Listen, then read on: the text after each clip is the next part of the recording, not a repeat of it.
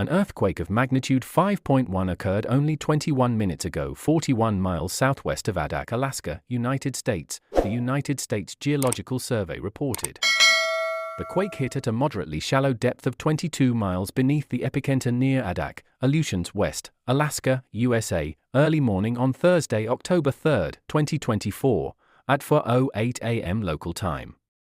The exact magnitude, epicenter, and depth of the quake might be revised within the next few hours or minutes as seismologists review data and refine their calculations, or as other agencies issue their report. Our monitoring service identified a second report from the German Research Center for Geosciences, GFZ, which listed the quake at magnitude 5.3.